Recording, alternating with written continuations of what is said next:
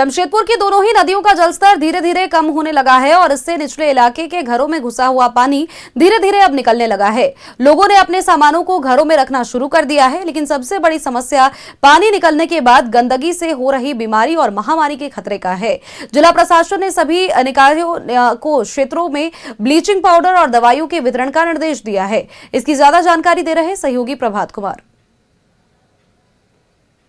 अगर हम बात करें तो कोल्हान में बारिश बहुत हल्की हो गई है और बारिश कम होने से खड़काई और स्वर्णरेखा नदी का जल स्तर भी अब धीरे धीरे कम होने लगा और जल स्तर बढ़ने से जो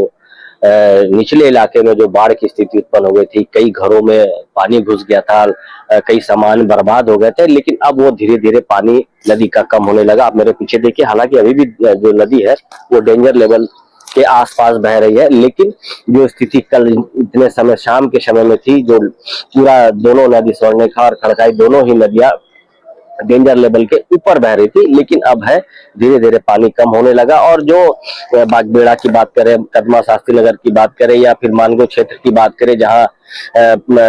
नदी का पानी बढ़ जाने से जो लोगों के घरों में पानी घुस रहा था, वो अब स्थिति नहीं है और धीरे धीरे पानी अब लोगों के घरों से नीचे भी आ गया और नीचे आने के साथ साथ अब लोग अब अपने सामानों को धीरे धीरे घरों में शिफ्ट कर रहे हैं। लेकिन अब सबसे बड़ी समस्या जो होगी लोगों के लिए कि वो है पानी निकलने के बाद जो महामारी की स्थिति होती है, वो कहीं ना कहीं लोगों के लिए एक बड़ी समस्या है। कि हालांकि जिला प्रशासन ने चारों ही निकाय है, चाहे वो मानगो नगर निगम की जेनेसी या फिर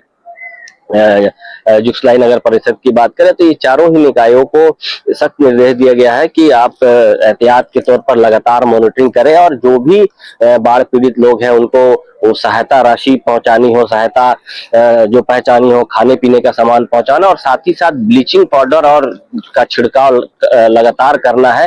ताकि जो महामारी का स्थिति उत्पन्न होता है वो ना हो पाए। लेकिन अब धीरे धीरे जो नदी का जल स्तर है वो पहले के बनस्पत अब कम हो गया है, लेकिन अभी भी नदी जो है डेंजर लेवल पे बह रही है। जो प्रशासन ने अपना बुलेटिन जारी किया उसके अनुसार अभी भी नदी जो है डेंजर लेवल, लेकिन जो घरों में पानी घुसा था वो अब धीरे धीरे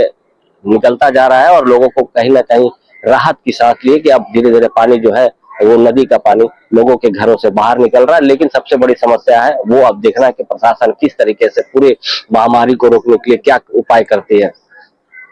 प्रभात, न्यूज़ भारत, जमशेदपुर।